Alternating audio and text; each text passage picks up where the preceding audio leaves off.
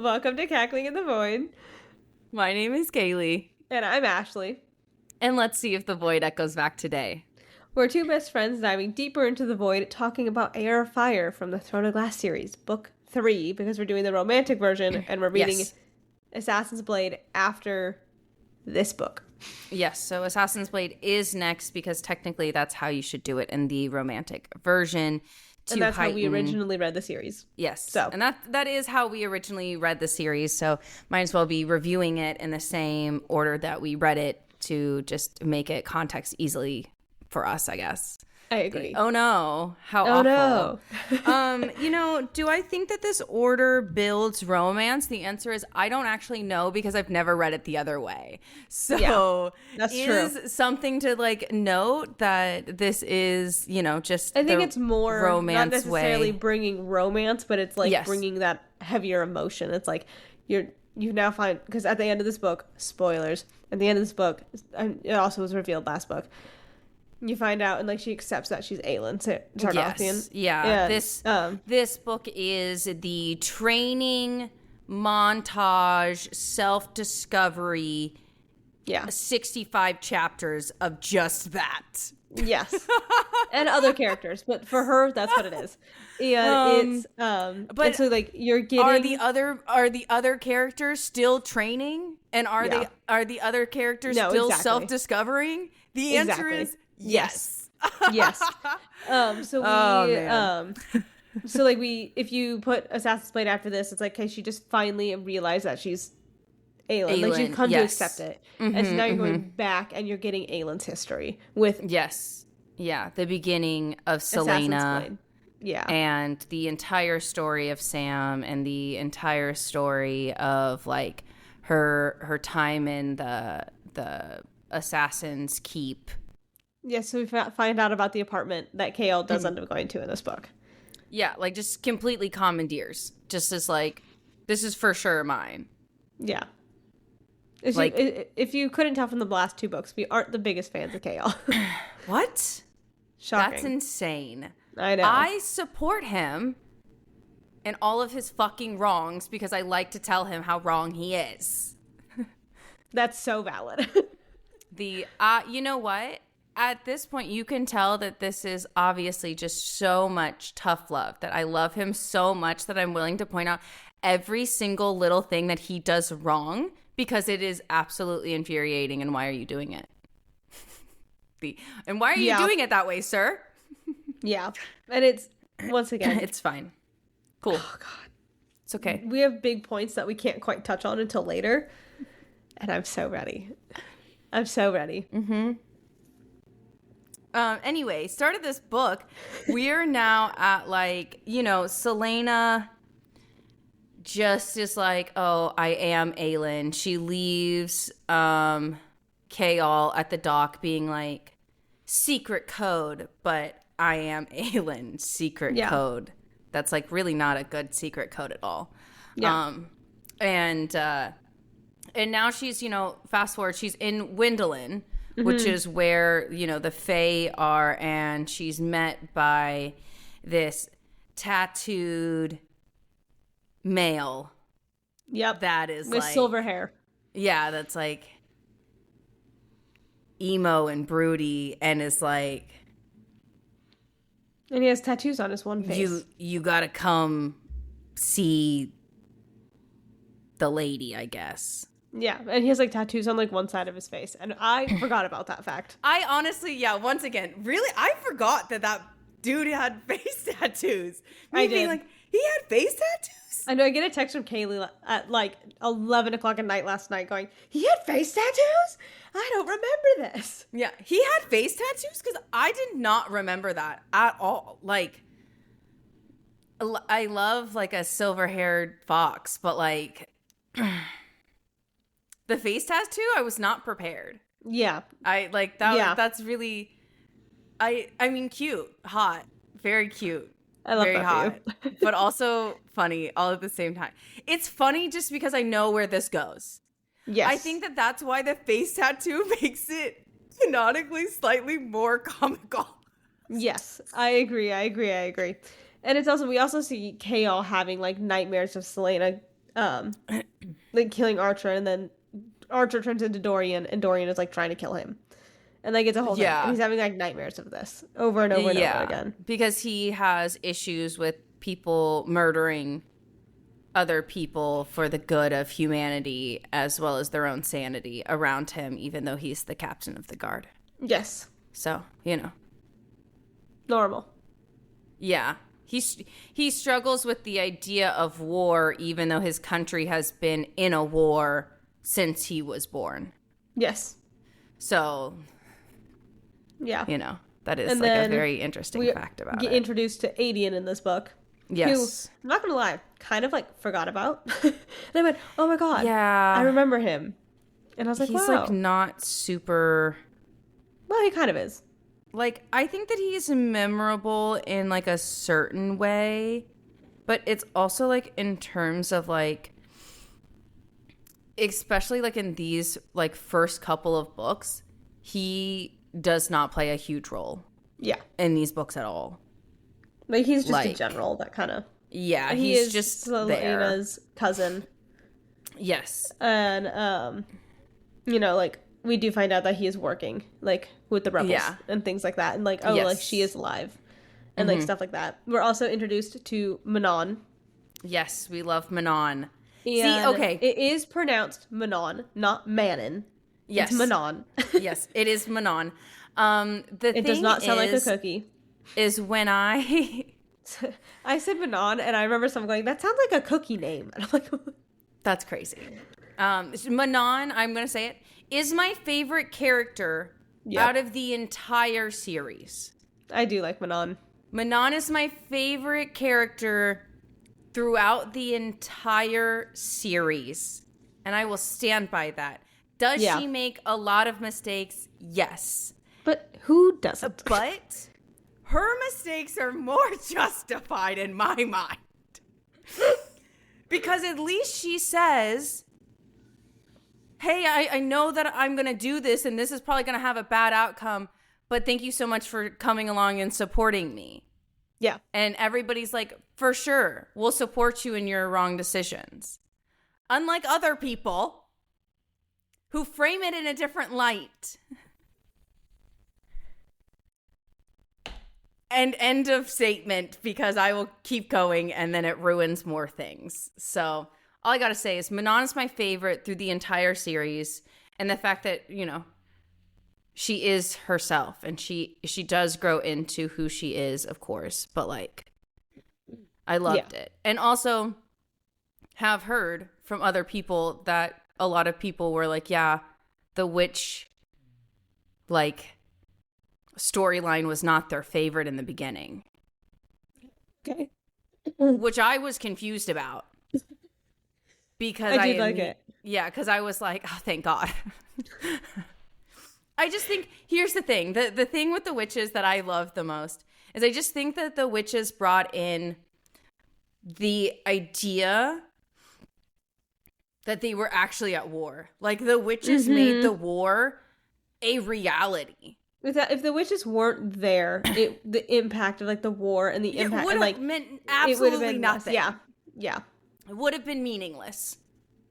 They added because they already killed off Nehemia. She killed off Nehemia, so therefore the tie to the war being that real to them, in real time with a physical person being there with them, was severed. Yeah. So without that's all I gotta say. I don't know. The witches keep the war alive. The witches keep the cutthroat alive. And I love how much they murder people. Also, maybe that could be a really big thing for me. That I'm like, yeah, no, I like how much they murder everybody. That's so fun. Yeah, no, it's fun. And I also do kind of like their trials were kind of interesting. And I like how it is very cutthroat. Mm-hmm. I also like how they're like, yeah, we love just to drink men's blood. Mm-hmm.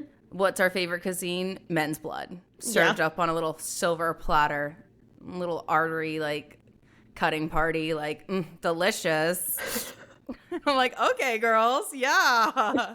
That's right. Drink that blood. I love that for you girls. Yeah. And then Dorian, at this point, I'm going through where everybody is at the beginning of this book. Yeah. Dorian, we get introduced to...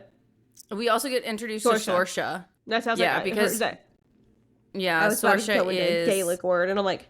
Her name is not that. Yeah. Anyway. Sorsha is a healer within the palace that is now becoming pretty close to Dorian because Dorian is like just keeps injuring himself. But also does confirm like she's been in love with him for years. Yes, does confirm that. And also like he is like starting to notice her and they do have some sort of this little fun little romance in this book, which I think he deserves. Yeah. Me, I'm like, oh, this poor boy. I know. And then, you know, if we go back to Rowan and them, they're like now in Mistfall, which is like the fortress. Yes. And Maeve's fortress. Yes. Yeah. And now I know a horse named Maeve, and all I see is a person with the horse's face. I'm like, okay, Ashley. I mean, and we do, you know, like Rowan is a prince, which is the man with the face. The face tattoo is Rowan. And he's a distant relative to Celeana. Like, they're distant cousins. And, you know, Maeve wants Celeana to be able to, like, use her power, so now Rowan is training her. And well, she has to, just to, like, recap a little bit better to clarify. The reason why she, Celeana, or Aelin, or whatever the fuck her name is now, is very confusing. She's still going by Celeana. It's so very we go confusing by Celeana throughout this book. It is, but she's still going by Celeana. So we go whatever by Celeana. Her name is. She can't go fully into like Mistfall's court because you have to be a fae and you have to like run up the mountain that like a lot of people die on if you don't train. A lot of fae have like different forms, and so her form, her other form is a human, whereas like Rowan's is a hawk. You know, is that her other form? Mm-hmm. Okay, I just her thought other form that is human. Okay, thank you for clarifying. Which is so lame. I'm so sorry. I'd much rather turn into an animal. I know, like that sounds. This is gonna sound the way it sounds, but I thought she just didn't. I thought she just couldn't. Like, she didn't. You got it. I believe in you. You can form this sentence. Like, she didn't have that like the mental magic. Yeah, or like she was mentally blocking it so much that it like repressed everything. Yeah. No. Like, I just didn't think that was like what they meant. Her second form. Oh, okay. Sorry. And you know, then we get to kind of we go back to Manon and we kind of figure out a little bit more there. And because we see all of the witches because you know they're doing the service for Baba Yellowlegs because in the last book Celeana killed the witch head, and so now they're all like competing for that. But then we also get wyverns in this book too. We get wyverns. And wyverns, as someone that knows a lot of dragon lore, my time to shine. Dragons are where they have 4 legs. Wyvern is where their wings are a part of their legs. Like if you've seen How to Train Your Dragon. A Night Fury, for example, dragon. And in How to Train Your Dragon, they're all called dragons, but as an example, the monstrous nightmare, how his legs are on his wings and he walks with his wings as his second legs, like his front legs. That's a wyvern. It's a wyvern. Exactly. So like that's the difference. Is if they walk with their wings as legs as well, wyvern. If they have 4 legs, dragon. Got it. My time to shine. And if there's Norse ruins, I also can shine with that. But I love that for you. Thank you. I'm sure that there are in this book. We just didn't see them because I didn't read the book. At least I didn't see them because I didn't read the book. There's no Norse ruins in this book. I don't know at this point. I don't know, you know?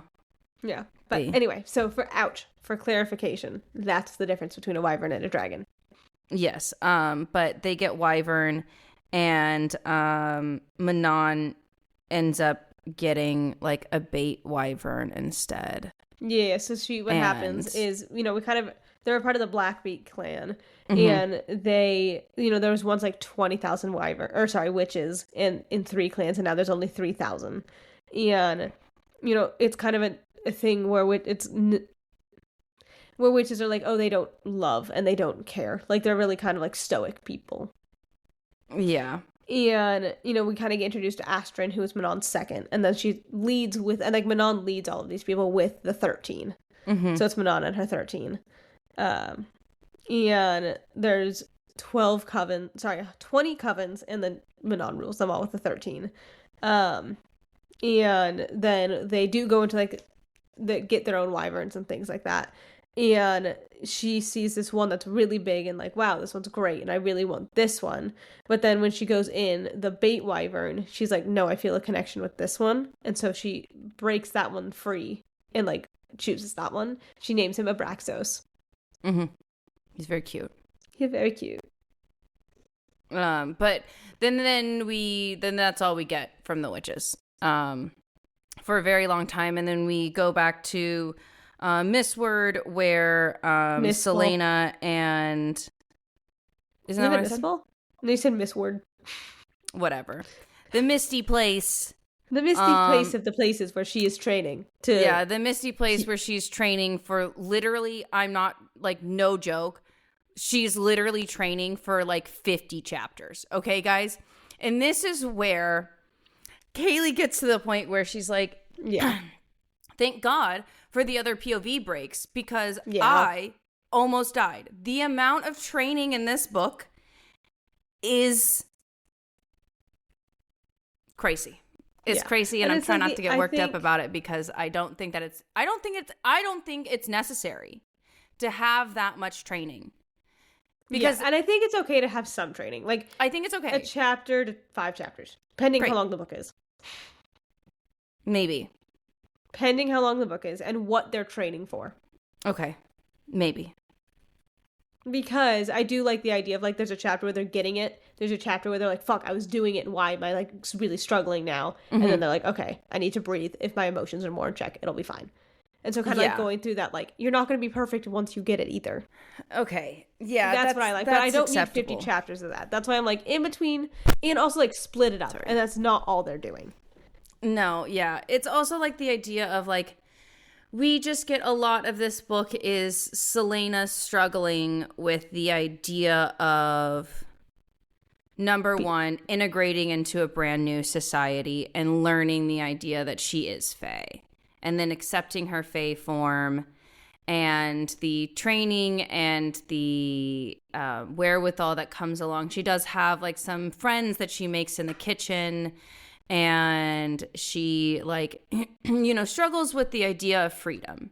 Mm-hmm. That is, like, one of her biggest, like, things is, like, all she wants to do is be free. That's why she doesn't want a crown, because she wants to be free. Which is valid, especially with her history. That makes sense. Like, I do like how there's certain aspects, once again, like, there's certain aspects that I do like, where it's, like, she's been, you know, an assassin as, like, a slave-esque thing. Mm-hmm. For so long, and now it's like in her mind makes sense. The crown is going to be the same thing, and so she's like, "Fuck, I can't do this. I'm just like that inner turmoil, interesting, and I wish we got more of that. And I think if it was done in a certain way, like once again, it's a very interesting concept and in a very real dilemma. Yes. And, like, thing to work through. And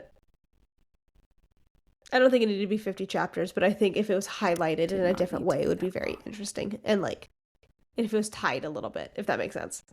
I don't think it did, but that's okay. It's also, like, the idea of, like, for me, so, like, we get to learn a little bit more about, like, the Fae world. So we get to learn a little bit more about Maeve and her history. So we find out that she has 2 sisters that are dead now, because her sisters were fully Fae, but they gave up their immortality to marry human men. Which, to my knowledge, is, I feel like this is one of the first times I've heard of this happening. Like, where you can give up your immortality to marry it. Because I know that you and I have talked about, like, what happens if, like, a Fae, what, like, their fated mate is a human. How does that work? And, like, what happens? I like how she wrote it, where it's like, you give up your immortality for that. Yeah, so that is like actually a trope that comes straight from Lord of the Rings. Once again, I know that Ashley doesn't know that because she's never read or seen or Isn't that wild? I know it's wild. I've seen that. The first Hobbit movie. That's great. It's psychotic like to me. It's 10. crazy to me. But yeah, one of the biggest things is like she gives up her immortality for him. God, crazy, but it's fine. It's okay. Yeah. It's a whole thing. But like that's a very like big like Tolkien trope. And have also you read like the books? Yeah. Once again, it's a lot. Here's the thing is I think it's unfortunate, but I think that those books were kind of what made me realize that sometimes I think that training arcs can be too long and it's too much, and it just is a little unnecessary for it to go on this long and for there to be like little to no dialogue in terms of character building. But like, and I'm okay with like it bothers me. I like there's a certain writing style that I like where it bothers me when training arcs are not used to build characters. That's the thing that bothers me. When training arcs are only used to build skills that a character possesses and not character traits or morals or like, you know, some sort of growth within that character, fucking pointless. Get the fuck out of my book. Like, I don't need that bullshit. Okay? Yeah.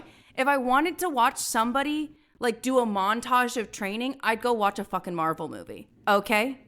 Yeah. That's all I need. That's hilarious. No, but like let's be real honest about that. Like that's what that is. And I think that for me is one of the biggest reasons why I have such like there's a certain writing style that I like that it doesn't like I've read chapters upon chapters where there's barely any dialogue. But it's all so much internal struggle and so much of like what that because there's the internal logging, there's the internal conflict, and I'm like, fuck me, this is so good. Yeah, and that's what makes you know training arcs good. Yes. But this, unfortunately, we didn't get a lot of that within the training arc. We got a little bit of that in terms of her. See, the problem is we didn't get a lot of her interaction at all. Which is why it's so hard for me to justify this training arc, because we see her being like, oh, I'm buddy-buddy with the people in the kitchen, and they're really, really nice to me. I'm not so great with Rowan, even though I think that his face is, like, really hot and handsome, and I really want him to kiss me, but, like, he's really mean and he's dumb. And then we get to the point where the kitchen staff is like, hey, Rowan, hey, bro, like, I don't know if you've noticed this, but Celeana works better under like positive reinforcement. Yeah. She does her best work by positive reinforcement. So if you reassure her that she's doing a good job, you're going to get what you want. And he's like, nah, I like being mean and a petty little bitch. And then pushes her, and then he gets what he wants. And then all of a sudden he's like, well, now I feel bad for being such a dick to you because maybe I should have been nicer because I found out that you were a slave. And she was like, yeah, I was a slave and I just didn't want to tell you about it. And then runs away. She literally runs away. I'm sorry. I do kind of understand, like, not wanting to bring, like, you're with new people in a very different world, not wanting to bring that up. I understand that. I understand that. But also, you need to talk. This is your trainer, and if you're having a lot of trouble, like, hey, can you please change how you're talking to me? And if it's like, one, you don't need to explain. If you really don't want to explain, you don't need to. But here's the thing: it would have been beneficial for because then it's two characters. Hey, look, you're having to talk about this, and you're having to work through this. You can't just hide from it and run. Where then Rowan is like, "Fuck, I was in the wrong. I was pushing too hard." And there are different methods of training for different people. Yeah, the character arcs would have been progressed different. It would have been different, but that's not what we got in this book. We got this, and so then she like runs away from him. And he's like, I'm so sorry I was so mean to you. Let's go get tattoos now. And you're like, okay, cool. And so now we're getting tattoos, and she's like telling him like her whole life story that she like said was like too much. Yeah. Yeah. Yeah. And then also if we jump back to Chaol and them, Chaol ends up like overhearing Oh, that's right. And, like, also, the fact that Chaol is like so like, I have to like go back just for a second. The fact that like before he like gets involved with Adian, one of like the things that he says is like, damn, I'm just so tired trying to avoid Dorian all of the time. I mean, yeah, I think it's like a big thing that I've noticed, like you said in these books, is they don't communicate. Like none of the relationships really communicate, where it's like hey, if we just had a simple communication, a lot of this would be better. You know what? Do you I think the reason why I like Dorian the most is because he actually communicates. He does. He talks about but it's also, I feel like it's also in his chapters to all of too. the people about all of his feelings. He does, and I love it. He's so unfiltered. But it's also, I feel like in those chapters, when you're in his head and his POV, you're hearing him kind of start talking about like it, where really you're not work really through hearing it. Other characters work through their emotions. It's more of the, no, it's fine. It's not a big deal. Let's just focus on this. Which I understand, like, there are some times, I mean, we all do it, where it's like, no, we have to put our emotions to the side and just logic has to be here and it's fine. Because this is an important, like, we could deal with this later, this right now, but we're not getting this later. Yes. Yeah. Which is the issue that we struggle with. Yeah. But anyway, back to Chaol. And Dorian. And so then, you know, he's working with Adian because he follows him. Yeah, and realizes that Adian is not at these parties that he's throwing. Yes. And because like, Adian is also known as like the whore and like sleeping around and things. I thought he was referred to as that because he did anything and everything that like the king asked in terms of like murder and just like being wherever you wanted and doing whatever and never saying no. Yeah. And also, yeah, sure, he fucks a lot of people, but like seems hot. That's why. But also like he doesn't seem to be around to fuck these people. No. It's kind of like Dorian. Yeah. Where it's like she really wants us to believe that Dorian is a player, but to be quite honest, Chaol falls in love with more women in this book and like in these like series of books than we ever see Dorian like because we see Dorian or talk about. I wouldn't say like, Dorian fell in love with Celeana. Oh no, he did not fall in love with her. He liked her. Yeah, it was a crush. He had a crush. She said no, sure. And he said, Okay. I'm a little upset. I'm going to keep away from you for just a little bit, but we're still friends. And I do like that. I like that dynamic where it's okay. Where it's Chaol like, okay. Like struggles. I see like the, man, like I was crushing on you, but I understand that you're not. So like, I guess we can like let sleeping dogs lie. You know? Yeah. And we move on. And you're like, I love that. Chaol says he loves Celeana.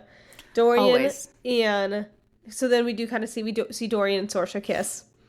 Yes. And I'm so happy for him. I'm like, thank goodness. I do like them. Then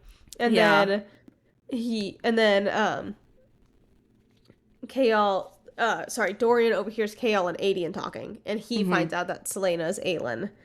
And, you know, we find out, like, Adian doesn't know who his, like, parents are. And when, they're kind of talking about how, like, when magic was wiped, and like how it felt, like it came in two waves, how it felt across the land, and how it's different for a lot of people. And, you know, Chaol starts working with them, and I know that we were talking about it, but they use Celeana's apartment that she had as kind of like their home base. Yes, which is in the dungeon quarter in next book. Yeah, like in the Assassin's Keep area, like the one that she like closed down that had like I'm sorry. I think the reason why I think I like am getting a little bit more butthurt, and I think I did get butthurt when we first read it too, was it's just like the idea of like this is a place where Celeana said that she felt was actually hers, that nobody else could go into but her, and she kept it so safe and so sacred because of everything that not only she touched but that Sam touched in that room. And the fact that Chaol is like, she's my lover too now, bitch comes over and like uncovers her like fancy furniture and like lets dust get everywhere. And I'm like, bitch, please. Like she did say like if she did say she was gonna like leave it to you like in her will when she was dead, but bitch is not dead. You sent her away. And it's also like, okay, if it's we fine. give him the benefit of the doubt, where it's like she said he can go, right? Yeah, and also like I get it, like being respectful of her things. Yeah, but it's also like the idea of like, okay, well, they chose it because it is, you know, the most like secret place, like that they, you know, that other people don't know about and things like that. And so now it's like becoming a stronghold for them and like where a safe place where like the rebels can like crash and like hang out and Adian can hang out. But also like the fact that Adian goes to the apartment and gets really overwhelmed too. And he's like, I can't believe that my cousin's been here. Also, not going to lie, like the whole like little excerpt about the cousinry ship was kind of funny. Like, I'm sorry. Just like I'm gonna be very melodramatic, and obviously the people who watch this can see me do dumb faces and reenactment. But like, it was just so funny because like Chaol's like, yeah, I think Aylin's still alive. And then like I feel like it's just like this like zone out face almost of him, and like his inner thoughts are just like, oh, what have I done with my life? I am Colonel blah blah blah, like slayer of the war, you know, captain of the something and blah, blah, blah, the Adeline's horror or whatever the fuck it's called. And like, I'm just this horrible, like disgusting person. But the one like title that I have cherished my whole life that I could never give up, that I've never even dared to whisper out into the night since she left was cousin. And you're like, bro, chill. You're just her cousin. Like, unnecessary. And then he's like, cousin, the most sacred name, title you could ever hold. I was meant to be hers, blood-bound to my cousin, because I will forever protect my cousin. And you're like, bro, once again, just your cousin. Chill. Okay? Just chill. The fact take a breath. You're going on about how important the role of cousin is to you is getting a little much. You just need to chill. Just it's little. Okay, sir. Just like you're just her cousin. Okay? Yeah. We get it. You're her cousin. Like it gets great. Like he gets really intense about being her cousin. And like I get it. Like you're supposed to feel really sentimental. Really sentimental, like, oh my gosh, like that's so sweet. Like he just found out like she's alive, but I can't do anything but laugh because I find it kind of funny. No, that's so valid. That's so valid. But anyway, he goes to the apartment, he gets like really like choked up, and he's like, he actually like asks Chaol if like he could have a minute. Yeah. To like recenter himself because he gets so overwhelmed about being around Aylin stuff. And so it's like one of those things where you're like, okay, once again, bro, just chill. You're her cousin. Like it's cool. Okay. You know? And then Chaol's like, hey, what are we going to do now? Like, what are you doing? What's the plan? Yeah. But also like the fact that once again, like Chaol just like came out into like this thing and like was like, by the way, Aylin is alive. The ring that was given to you by the king is probably like me. Like what do they fucking call it? Like wordstone? Keystone? Wordstone? Word is key. Key. No, I thought a word key was something else. I thought a word key was meant to like release the magic. Or is that also meant to? I think it's word key. Okay, whatever. With the like, three the keys. ring that you got was like a word key ring to like meant to like mind control you and stuff like that. In an alley, as Adian is like well, we could be friends. And then Gale is like, for sure, let's be friends, and just spews all this shit out. And Aiden, I'm so glad, brings it up. He's like, you did not vet me at all, bro. Like, you just, like, what if I wasn't smart enough to know that was, like, bad magic? Yeah. Like, what if I was, like, a spy for somebody else? Like you're the literally royal guard. Yeah, and then, like, you're telling me over here how much you would literally die for Celeana and how it would kill you to ever put her in danger, and how you're this big man that is protecting her so much, which is why you sent her away, because you're so big and so strong and you had to protect her. Yep. And number one, you just literally told a random person that she's alive, number one. And number two, you have no concept of any type of royal ties outside of your country, because if you did, you wouldn't have sent her to her, you dumb bitch. Mm-hmm. Yep. It is interesting. And it's like I think that's why it's like he's so frustrating, where it's like he is so full of himself. And Kaylee thinks she's so funny. And I love that for her. She is funny. No, I do think that it is quite funny how full of himself he is. Yeah. Because he has no no life experience. Yeah. The real world life experience is not translating. Yeah. At all. Baby bro. Like, yeah. And they do end up questioning soldiers. Like, they pull them aside, they're questioning soldiers. And someone reveals that they lived in Null. Is it Null? The country, or sorry, yes, where there's a tower built, and like men go mad there, like complaining of headaches and like bashing their own skulls in. And I'm like, well, yeah, pleasant. Because like, I also think that it's so interesting that like the dude was like, yeah, like when they go crazy, we're instructed to like kill them. But we don't actually get to it because they do it themselves. Yeah. Like, that's crazy. I'm that's like, wild. Yeah, okay, that seems a little sus. That seems like something we should, like, interesting. Maybe Can we talk about that a little? Yeah. Like, why are they doing that? Mm-hmm. And then, you know, we also learn that Celeana, now we go back to Celeana, and like her magic is fire. And so like she does transform, her magic is fire. And Rowan also like has the ability to smother it because he has wind, water, and ice. Which water and ice I get. So no, I don't think that he has I don't think he has water and ice. I think so he just controls air. And so how he froze the lake, I know this is gonna like come back because we're gonna get to like this little section in this book, so it's not technically a spoiler because it happens later on in the book. Okay, thank you. I think how he freezes the lake is he drops the temperature of the air so much that it freezes the water. That would make sense. Because how he does it with Elena, or whatever the fuck her fucking name Celeana. is. Whatever. I don't care. Whatever her name is.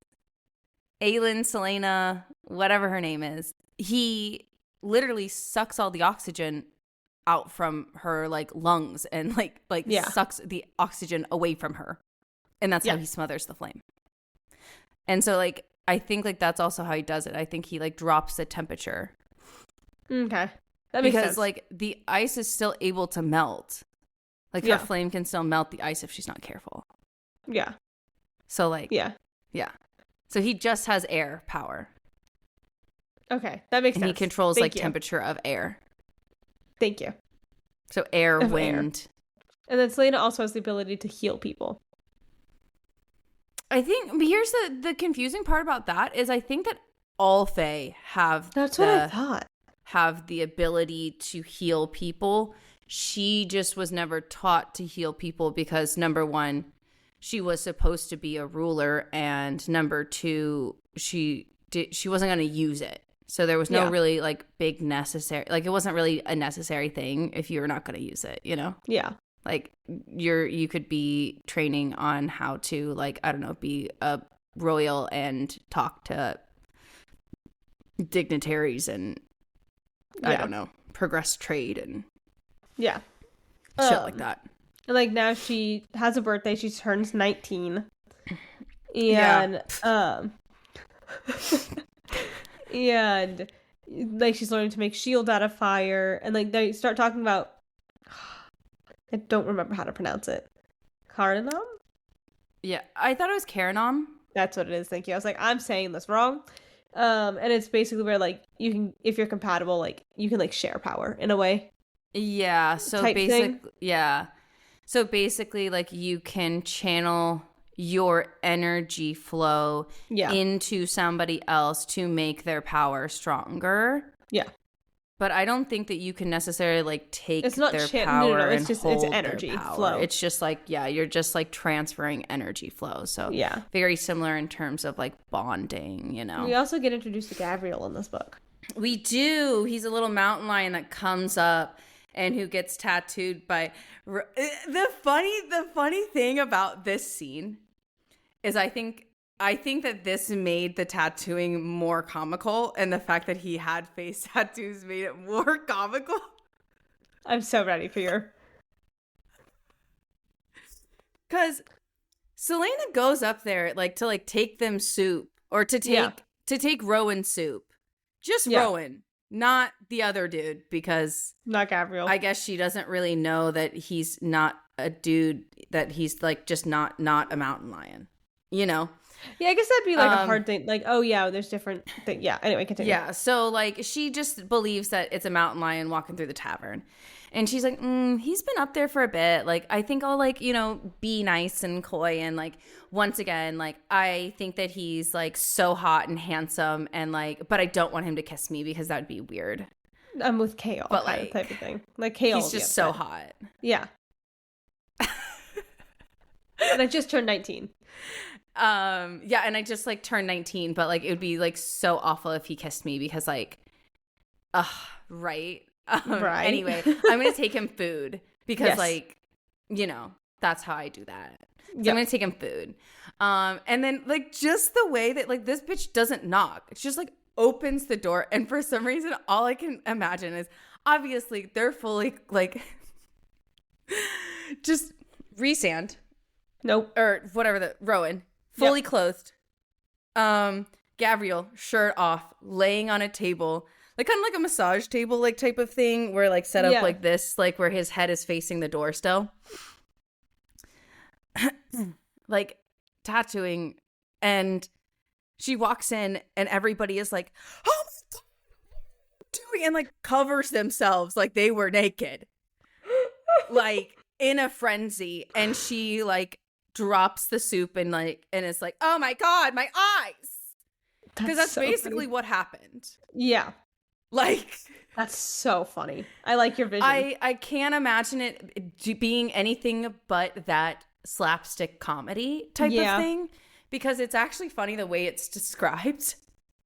Like the fact that like Rowan silently puts down the tattoo machine, like runs to her, basically grabs the bowl and like shoves her out the door, and you're like, okay. Like once again, it's they not can't know like, that he's gay and having gay sex with his friend. I guess so. I'm like, bro, are you okay? It's so funny. Like, it's okay because we know that like Kale and Dorian are like bestie husband bros. Like, you're fine. Yeah. Like, it's okay for men to be friends. Yeah, and it's okay. Shocking. And it's okay, Rowan, that you have like 5. Like, you guys are a group of like you guys are like a polycule group of like 5 bestie husband bros. Okay, and that's fine. We love that, and for that's you. Okay, and we can all accept that. But chill, okay, sir.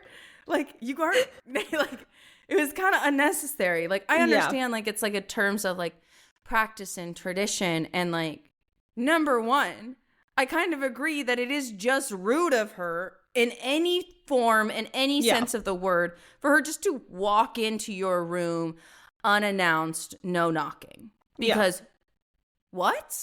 That's crazy. What if they had been doing something? I know this is going to sound so funny. I feel like if they were doing something, they wouldn't have stopped and been like, can you get the fuck out? Yeah, that's true. And would have continued. Wouldn't have stopped. But the fact that they were fully clothed, I felt like that's what made it more like, oh my God, don't look, we're clothed.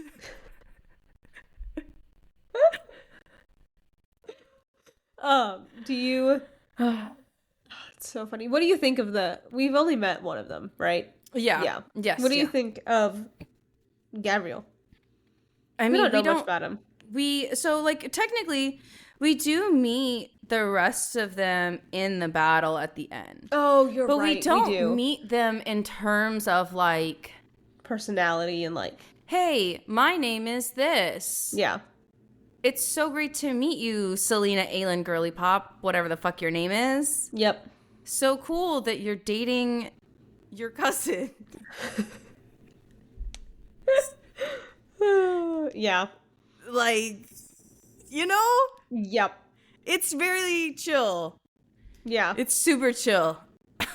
Yeah. And then we do get to go jump back to Manon. Yeah, we do. And they have to like fly through the past, and she knows that Abraxas won't make it, so she goes and she gets very specific silk to like help fix his wings. She steals spider silk. Yeah. And to like fix his wing, and they do end up making the crossing. Yes, and they make the crossing. Good. And my brain just stopped. Well, they make the crossing, but before they make the crossing, Manon is threatened by her grandmother about how she's like, you have to win. You have to win. You have to do this. Like, you're going to be worthless to me. Like, I've always wanted you to like take over the Blackbeak clan, but if you can't do this, then you're like worthless to me, and you're not going to get it. And like, not only that is we're also like fighting for like the entire like clan crown too. Yeah. Like, not just like our individual covens, but like we're also fighting for like clan rights. And like, if you fail, like these other, like the yellow legs are gonna like come up and get you, because the blue beaks aren't gonna do that. Yeah. I also do like how Iskra does end up like whipping Abraxos, and Manon is like, absolutely not, and like attacks her. Yeah, Iskra is like the yellow legs, like head girl, very similar to Manon. Yeah. In their like clan. Yeah. In their coven. They're not clans. They're a whole clan together, but they have separate covens. And so, yeah, and like the fact that like they have like they kind of like do that fight, but they're not allowed to kill each other before the challenge thing. Like they can fight, but they can't kill each other. Yeah. So, and then we literally end off with like her second pulling her off, and then we know that the games are about to begin, and then that's it. And then we leave them. Yeah, and then Celeana does end up asking Rowan if Kayal is still like her mate. Well, I think here's... And I'm like... Because, she asked kind of funny. Like, well, I tried to kill him. So is he still my mate if I tried to kill him? Well, because Rowan was like, oh, I lost my mate. Lorna. Lyra. I was like... You're like, I'm so close. Yeah, Lyra. I was like, anybody a fan of anyway, sorry. That was a trail. That was sorry. Anyway, whatever the fuck her name is. And he was like, yeah, I couldn't even raise a hand to her. Like, I couldn't, there's like no possible way that I could kill her, even though Maeve like wanted me to. Like, I couldn't do it. And like, and that's when Aelin is like, oh, can Faze be mated with humans? And is Kayal still my mate? And do I actually really love him? Mm-hmm. Because I was like so ready to kill him. Yeah. And the answer, girly pop, is no. You didn't love him, because that's crazy. Yeah. You knew him for like maybe a year. And like, and not only... Sorry. And not only that, is you guys maybe out of the entire year talked for like, if we're lucky, maybe 8 hours. Yeah. If we're lucky, out of a year, an entire year, you guys like didn't even talk. Yep. And then you guys fucked. And then you guys were like, I'm in love, but we still don't talk because we have our own lives. And Celeana is literally traveling for like her murdering job. Yeah. So like me. Like, no. No, girly pop, you did not love him because you guys literally said less than 4 words to each other. Mm-hmm. Like, the answer is no. No, girl, you didn't. Yeah. No. And also, why? Like, also, once again, that is the dumbest fucking question that you could ever ask because you're the one that broke up with him, girl. Yeah. You were like, we should go our separate ways because I can't get over the fact that you literally murdered my friend. Mm-hmm. So why is this a question? I don't know. It's okay. It's okay. It's okay. It's okay. Cool. It's okay. And then, then we kind of get to the final battle. Am I missing anything before the final battle? Yes. Okay, thank you. Actually, yes. This is an important part when she's like, am I still mated with Kaol? Yeah. Or like, is Kaol my mate? Like, can that happen? And he's like, I don't know how that really works, but like, you shouldn't feel that way. And then she looks at him because mind you, they've been like sleeping in the same room together for like a bit now. Yeah. Because she like burnt out and then he felt bad. And then he was like, now that I feel bad, I guess you have to sleep in my bed with me. Like, obviously, the obvious solution. But she also asked that because he was like, oh, well, I don't touch other. It was so weird how he said it. It gave me the ick. I'm not going to lie about it. Well, no, because he was like, oh, I don't touch other males' property, basically. And I was like, ooh, whoa. Because, no, what he said was, he was like, I don't touch other males' women. And I was like, whoa, that's crazy, breasty bro. Because number one. That's a weird way to say that. Number one, she is not anybody's woman. Number two, that is crazy because Kaol does not fucking love her, even though he says that he does. Yep. Number three, she doesn't even like Kaol. Okay? Yeah. She just doesn't know that she doesn't like him. She just fell into limerence. Okay? I feel like that is the thing. The number one phrase of Sarah J. Maas's books was mass limerence with no buildup for every character. Except for maybe Dorian and his ending partner. Yes. Literally, except for that pairing, I think literally mass limerence on a big scale, ginormous scale. What about... Oh, we don't know them yet. Never mind. You know what? Actually, you could argue that one. Yeah. You could argue that one. Thank you for knowing exactly who I'm talking about. Actually, that one is like one of the only like other acceptable relationships that I'm like, you know what? I like that one. Yeah. I like them and I like them until the end. I do. I like them until the end too. Yeah. There's like some iffy parts, but like you're like, you know what? Okay, that's cool. We like that. Yeah. Anyway. You'll know who we're talking about when we get there. Yeah, put your predictions down below. But we're like, number one, ew, gross. That is a disgusting thing to say ever. Yes. Number two, like, I don't care if you're a human or a fae. If you're mated or not, they're still not your possession, regardless if you're fucking mated. I don't care. Get that fucking rhetoric out of my goddamn face because that's disgusting. Yep. Number one. Number two, just the way that okay, so after Rowan is like, oh yeah, like maybe not, girl, and she's like, you know what, maybe you're right, maybe I should like just like move on and like find like new relationships to do this. And she's like, Rowan, I claim you for all that you are, for the spirit and the light that you bring into the world, for the darkness that haunts your soul. I claim you as my friend. It's the gayest thing I've ever heard in my life. Gay. gay. That was so gay. The most gay thing I've heard. But it was just also like, yeah. So like she claims him. Okay, that's what I missed. I was like, I feel like I'm missing something big. It is important. It is important that she does claim him now because it's later that it becomes more important. Yes. So. Yep. She claims him. The thing. And there is news about Aelin being alive spreading. Like, this is no longer like a little hush-hush thing.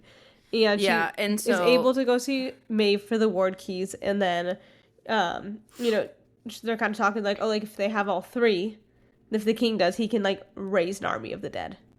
Yes. Like, this is going to be not good. Yeah. Horrifying. You should probably help out. And... Celeana, doesn't she end up like catching the entire thing on like fire? Like there's a giant fire. Yes. So like, okay, but it doesn't burn anybody. It's just burning. So actually, don't they get into me? So, I'm sorry. I thought they fought the Luscious Lips monster before they saw Maeve. You're right. They do. Okay. The Luscious Lips monster. I'm so sorry, but that is the only thing I can think of how to name that monster. And then I'll do the conclusion. So tell us about the monster. Before the final battle happens, Rowan and Aelin, like Aelin claims him, and now they're like, oh my gosh, like we're finally now at the part of the training arc where we can actually go and like help people and like do shit and like. Do all this stuff because we already did like the ice cavern. Yes. Yeah. Because that's the thing is like, we didn't get that. So like we already did the ice cavern and shit like that. And so like we found out that like getting to the ice cavern and shit, that there are skinwalkers and like deadly creatures around and like scary monsters. Yeah. In the woods. And then they also hear about some murders. And so they're going to like this coastal town to like investigate some murders. And they go to like this cave. Where they're like, oh, the skinwalkers, like this would be like the perfect place for them to be because habitat-wise and yada, yada, yada. Yeah. Come to find out there's like 200 like soldiers on shore. And they're like, oh, fuck, no, a whole ass army? How are we gonna like we have to like... Celeana's first thought is, oh, we have to get to Maeve and warn her that like all of these things are here. Rowan's first thought is, no, we got to get back to like this small ass fucking town that we literally just came from and warn them because they are going to be demolished way faster and way sooner than Maeve's court. Yep. Like, what are we doing? Yep. And she's like, you know what? Actually, you're right. I should just follow you, handsome silver fox dude, Hawkman. Let's go do that. And like, they're like, oh yeah, like maybe we should like try to escape like unnoticed. And she's like, there's like this weird smell, like that was like also like part of like the weird smell that I smelled like underneath in the tower at Rifthold when I slayed Cain or like whatever the dude, like the Volg blood, like the black blood. She smells it and she's like, it smells weird. What is that? And then out of like the shadows comes like these bright red eyes and like this hooded figure with luscious lips. And I say it like that because it's actually a genuine quote. It's a genuine quote from the book that this monster has luscious lips. Okay? So funny. And if you don't believe me, fucking look it up. Okay? It's there. It's Maybe so they will tell you about the luscious lips. Lips. Lips. Yes. Anyway. And so then they're like, oh, like, let's try to fight off this monster. And then, like, they're trying. But then they're like, oh, man, like, Aelin, you can't use your powers because, like, you would light the whole forest on fire. And not only that is, like, if you're throwing fireballs, that kind of, like, I don't know, attracts a lot of attention, like, in the dark. Just a little. Just, like, really, like, bright and, like, really noticeable. Like, kind of, like, just not a little vibe, bit. You know? Yeah. And so then they end up, like, running through the woods. And they're like, oh, like, we know where, like, the other, like, den is. And so, like, we'll just, like, lead this monster to the skinwalkers. And hopefully, like, they'll, like, hash it out and kill them.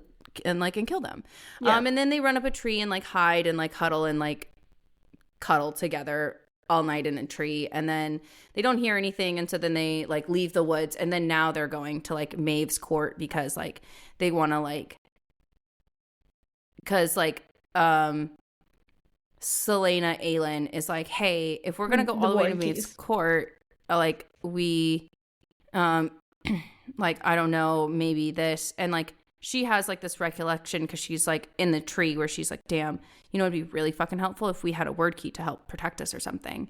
Yeah. And then she's like, oh man, like also she's also like thinking about this in the tree, which is, I think that this is the dumbest way to remember this, but it's a whatever, it's a whatever factor, because this is so much of Sarah J. Maas and how she builds romance, and like I get it, like is what it is, whatever, like it's fine, it's okay, I'll get over it, it's fine, it'll be fine, it's cool, it's fine, it's whatever, I'll get over it. But she's like, oh, you know, like I want to be able to give Rowan a token to have of me forever, because I did that with Chaol, and I can't give him the Eye of Elena to protect him because I already gave that to like dumb bitch Dory, like Chaol or whatever the fuck his name is.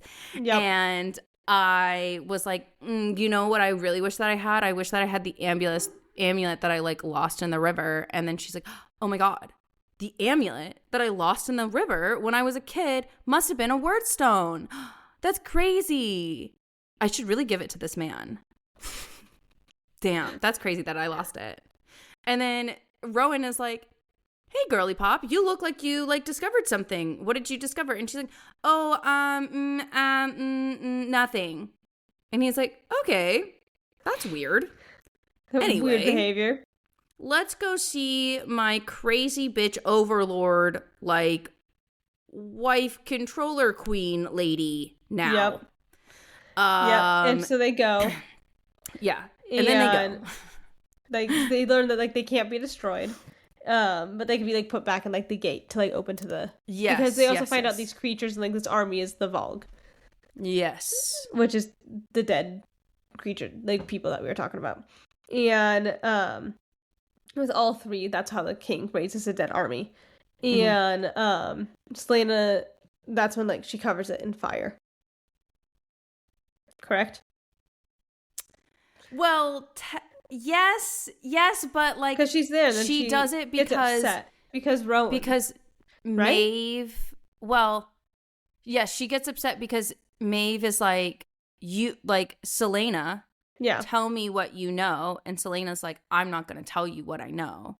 And then Maeve is like, all right, bloodbending shit. Rowan, tell me what the fuck's going on.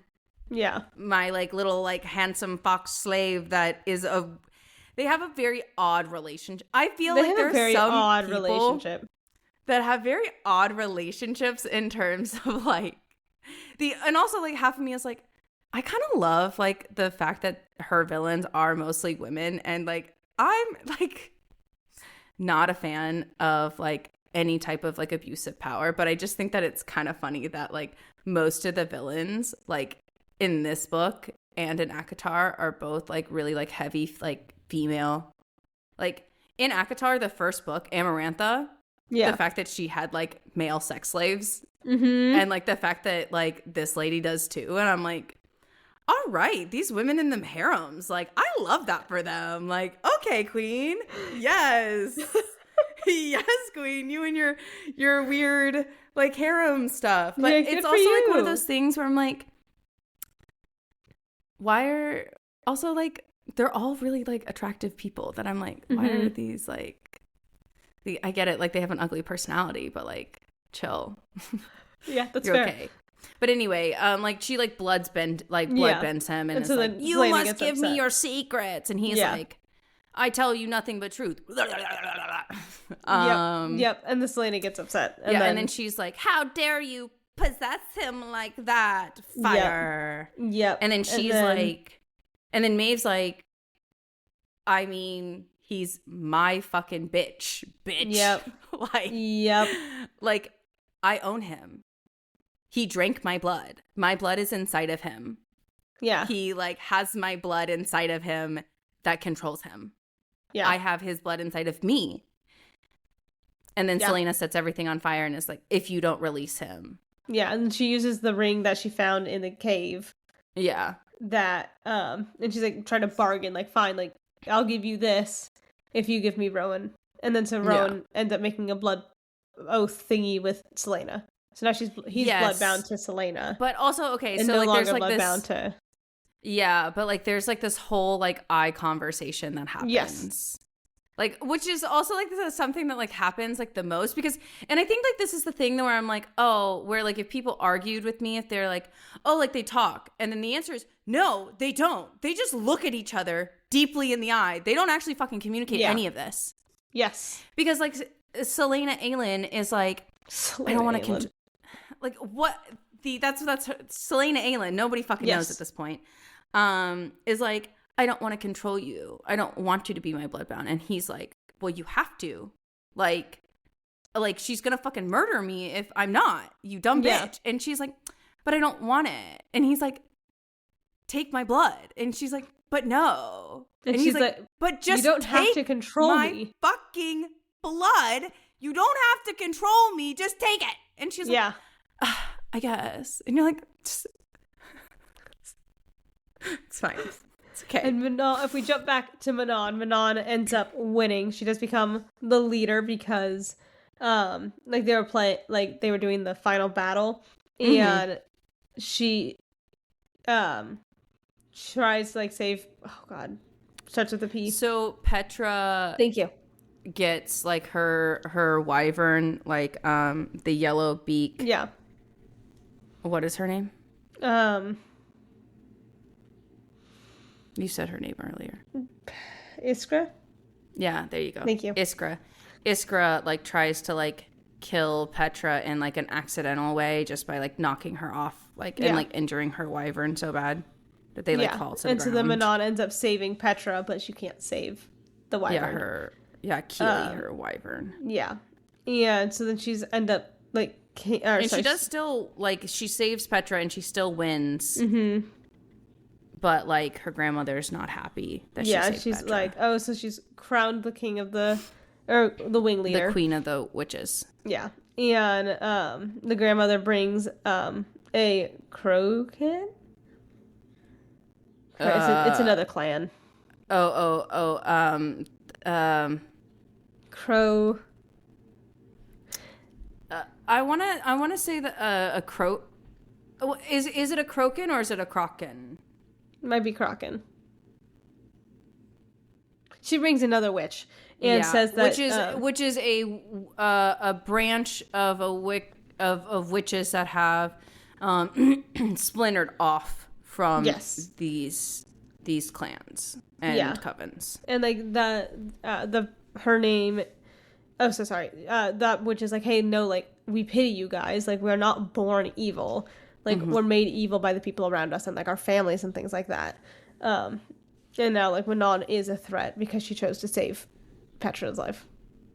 Yeah, and also just, like, the challenge of the idea of, like, you weren't born evil. You weren't born to think like this. You were brainwashed into thinking like this. That's why I like Manon's character arc. The thing that, like, scares your grandmother the most is that she can see that you can think for yourself.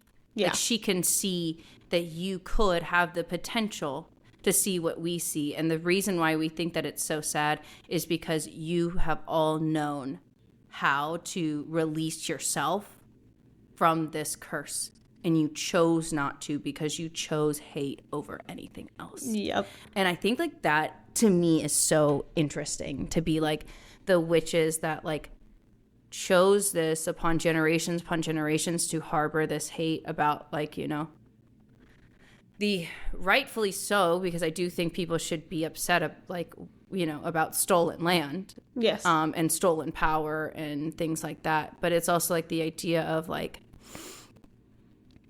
what are you can still have that and channel it in a way that is beneficial, that gets you closer to your end goal instead of further and further away from it.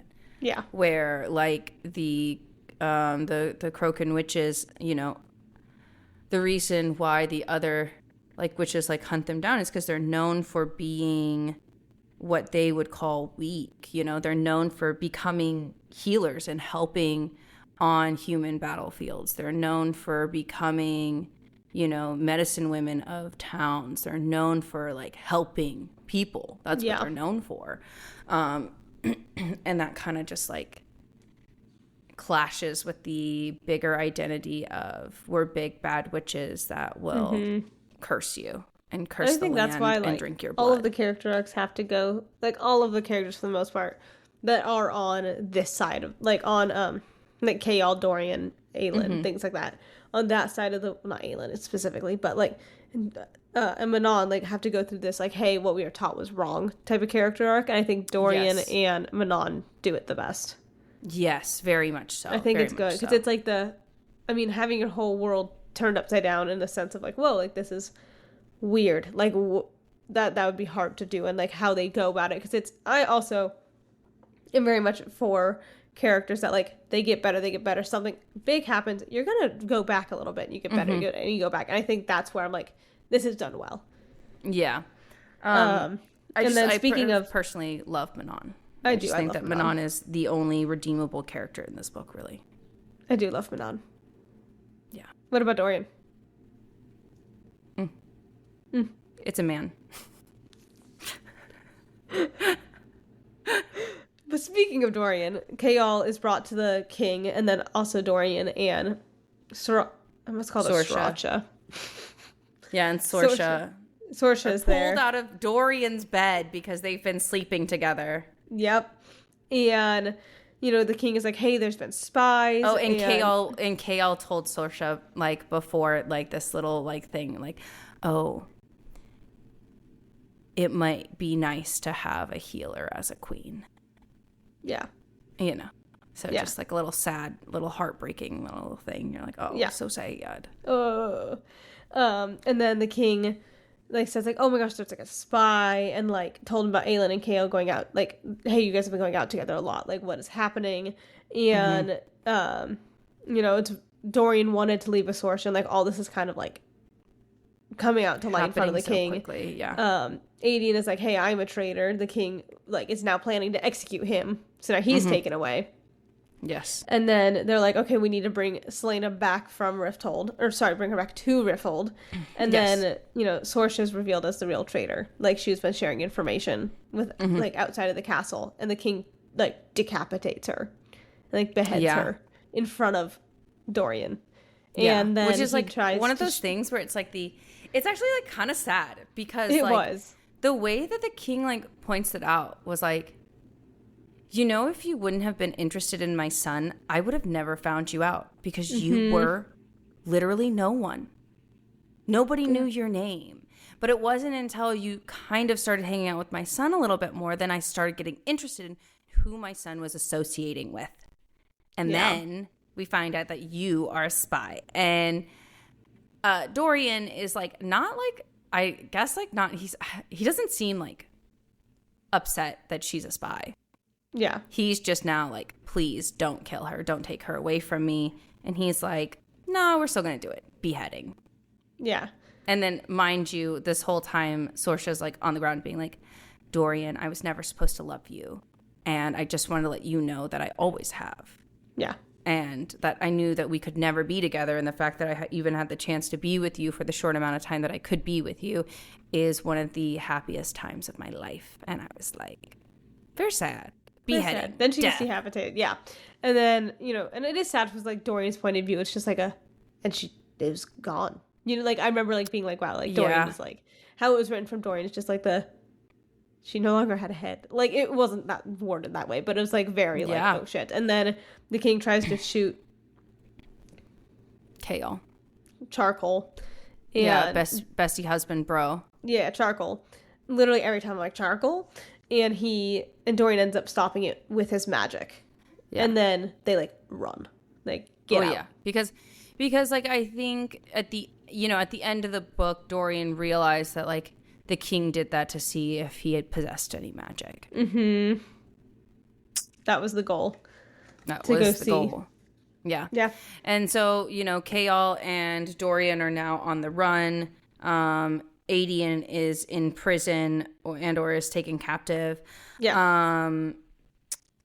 Back to Aelin and Rowan. Yeah. Like, they're together, but they also face people in that big battle. Yeah. And, like, save the town. And then the cadre, like, comes up at the end and is like, hey, bro, we support you in whatever lady you're blood brown for. Because we are all in a very, very platonic polycule of yeah, five sure, dudes. bro. We love that. And then this is when Celeana finally accepts herself as Aelin. And it says, like, I am Aelin Galathenius and I will not be afraid. And that's where the book ends. Yes. And, you know, it's just like one of those things where she's like, I am Aelin Galathenius Ash River, ruler of Terracin, and I shall now claim my right to become queen, and I shall end tyranny for all of time and reintroduce magic. Hello. Literally hello, it's me. Yeah. And so that's where the book ends. Yes, that's where the book ends. Here's the thing. The book was not going to get anything but more than a 3 out of me. Because this is where this is the training arc where both Kaylee and I don't like training arcs like this. And so Ashley, once again, is much more tolerant. I am more tolerant of training arcs. But I'm not a huge fan. They're just so slow and boring. Yeah. Like, she's just like she doesn't like love, like, I know that you're not in love with them. You're not like, oh my God, it's like my favorite part. But I just feel like you're like just like slightly more forgiving. I'm more forgiving. I don't like them, but I'm more forgiving. Where it's like, I feel like if it's done correct, again, if it's shorter and like 1 to 5 chapters, done correctly, where they're doing other things and not just training. Yeah, and like it's very tied into the emotional core. Mm-hmm. Can be good. Yeah, that's where I'm at. But if it's not done that way, not good. Yeah, it's like where, hard. Like you said, like it was literally like the entire book and not was help training. The character arc. Is where I don't like it. The entire book was training, and of course, you finally meet Aelin and Rowan together. Yes, and like the start of their romance happened in this book, but like it wasn't even like. Do you like that they don't get together right away? What do you mean? They basically did. They basically do, but you know what I mean. Like they're platonic friends, I guess. Okay. I guess. Question mark. It just seems no. I don't really. I think because and this is where it's hard for me to be unbiased in terms of, this is why I read an entire book series to know if I like it. Mm-hmm. And whether or not I enjoy the characters. And this is where, like, we all look back at, like, the woman who got a Tamlin tattoo and was like, girl, why didn't you wait? Yeah. Because and I know that it's like we all got to be quiet when the show comes out, because it's a rite of passage. It's a rite of passage. We have to all hold our tongue, because we want them to make a second series. So, like, a second season. So everybody shut the fuck up. Everybody that got the Tamlin tattoo because of the show. Yeah, we just all shut the fuck up and be like, yeah, girl, that's so cool. I love that for you. We're like, how great. So awesome. But like this book, it's like one of those things where it's like it's like, no offense, it's been 3 books and she's already had 3 love interests. Mm-hmm. I was just thinking about that. Dorian, Chaol. Yeah, Dorian, Chaol, and then now Rowan. So it's like, at this point, I'm like, I don't really give a shit who she's with. Just make it stop. Yeah. And it's the technically but we also kind of there's also Sam, but I feel like Sam doesn't really count because he is backstory versus he's dead. He doesn't count if he's not alive. He's dead. Yes. That's why I was like, I don't think Sam counts, but technically, in all technicality, she's had 4. Like it's like, it doesn't bother me that she likes people. Yeah. What bothers, I think the thing about romance books that bothers me is that, actually, the thing that bothers me about romance books sometimes is the fact that they don't allow people to like each other and to have crushes. Mm-hmm. It's immediate. we're in love. That's it. Yes. And if we make a mistake, we still say that we love that person, but then the next person that we get together with, we've never loved anybody else but that one person that we're now with, even though we literally just said that we were in love with them like a month ago. Yeah. Like, make it make sense to me. Make it make sense and I'll be okay with it, but it doesn't make sense. And so therefore I'm not like super. Yeah, no, I agree. Like, okay with it. So it's just like, by the time like they got together in this book, I think I was literally just like, fucking finally. Because like, we knew that she wasn't going to get together with a human. Yes, we knew this. We knew that. Yeah. Like, it wasn't going to happen. So it's like the idea of like, yeah. And like, here's the thing is, I will admit, I do think that fae men are slightly more... See, okay, and then we get into this argument. Are fae men slightly more respectable than human men in these books? Or, challenge this, or do fae men just offer the bare minimum at the very beginning? And you don't have to work for the bare minimum. And that's why we're like, oh, wow, these fae men are so great. Yeah. Does that make sense? Do you see where I'm going with this? No, yes, for sure. Do you see where I'm going with this? Where it's are fae men in these books actually canonically better than these human men? Or do they just offer the bare minimum at the beginning? Yeah. And therefore we're like, oh, obviously they're better. Well, technically, they would be better, but the bare minimum should be the standard. But like, here's the thing is like, they're not anything better than the bare minimum, though. No. That's also where I'm getting at is like, these males don't ever get past the bare minimum. Yeah. We just think that they're exponentially better is because they offer the bare minimum from the get-go. Yep. So therefore, like, we're like, oh, like, he's willing to talk to her? Crazy. Wow. That's insane. And I'm like, he's not going to get mad at her for killing somebody? And like, he understands like the point of view and like why she like has to do it because like he has like empathetic and compassionate traits about him. Wow. Bare fucking minimum. Wow.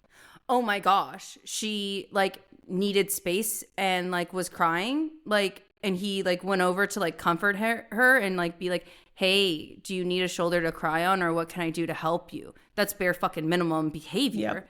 But because we don't see that, number one, we never see that in our society. And number two, like if we do, it's like on social media, and I'm never going to try to like discount anybody's relationship, but we also all know that social media is a very idyllic view of somebody's life. Yep. So it's like the idea of like, do they have the perfect relationship? Are they the perfect partner? The answer is most likely not, because that's impossible. Yeah. Just in general, just not possible. So it's like I think I was just like getting fatigued by her love life. And like, yeah. But it's also like the idea of like, she's 19. So of course, she's 19. So of course she's like, I kind of like this person, but I also kind of like this person, but I kind of like this person. Yeah. But I do like that Celeana's never been like, I'm in love with this person. The only person that she said that she was in love with was Sam. Yeah. And she's like, did I even love Chaol? Mm-hmm. Or did I just think that I did? So I'm like, okay, that's a little bit more valid, but like. I agree with that. I don't like Chaol. Still on that train. Adian didn't have much to do this book. I remember, my journey and like my feelings of him, but I'm trying to think of him any other. Dorian and Sorsha are sad. I think it's cute because I feel like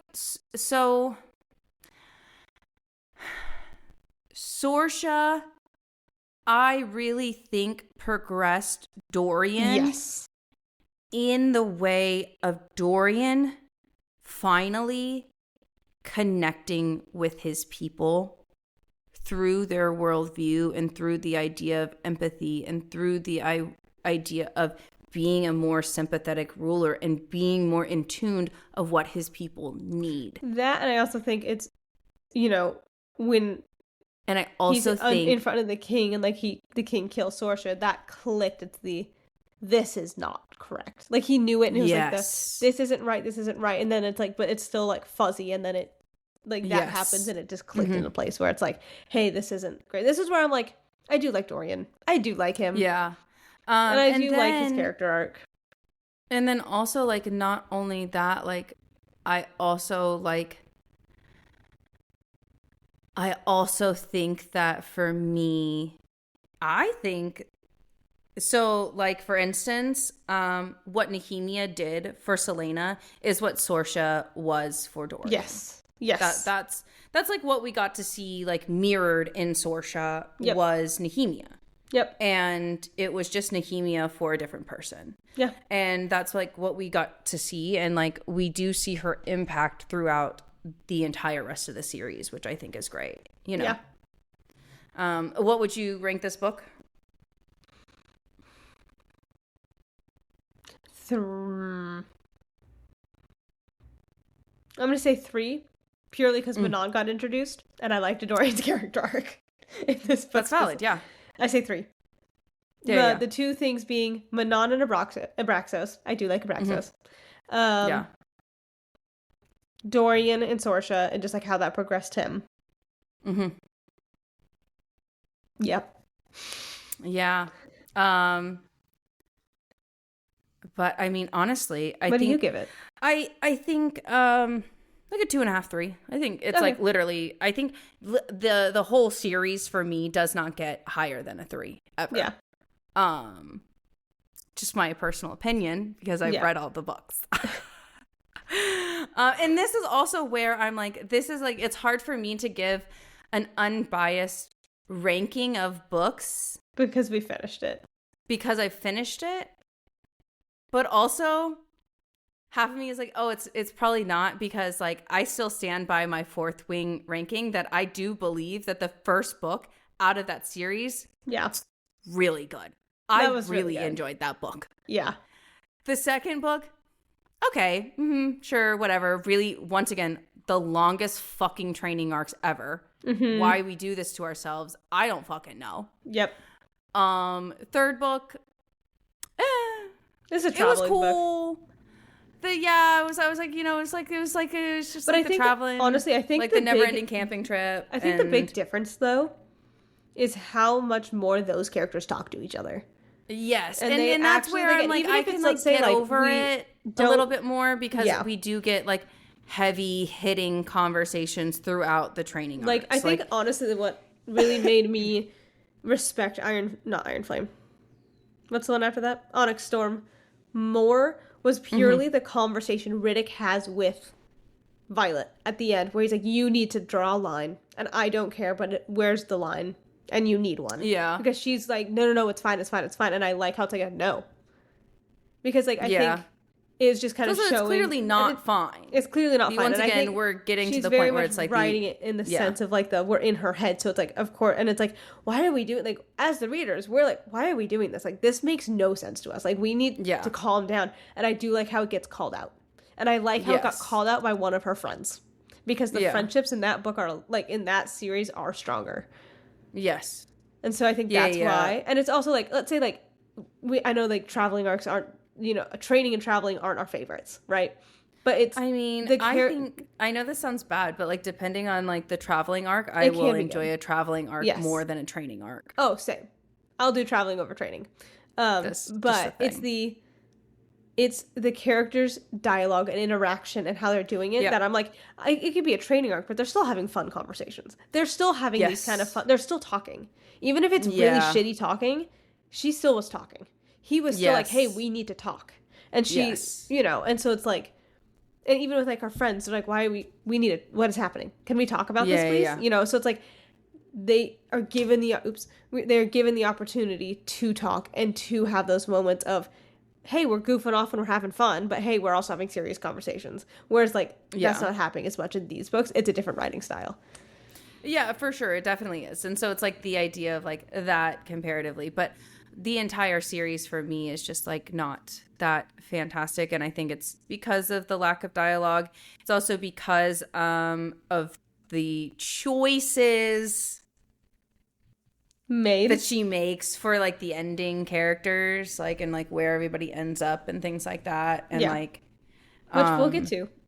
Yeah, we will definitely get to, but also make sure that next week you guys remember we are reading the romantic arc, so it is going to be Assassin's Blade next week, so tune in for that. It is going to be, I mean, Assassin's Blade is like is the shortest book out of the series. It's like the novella one. Yeah.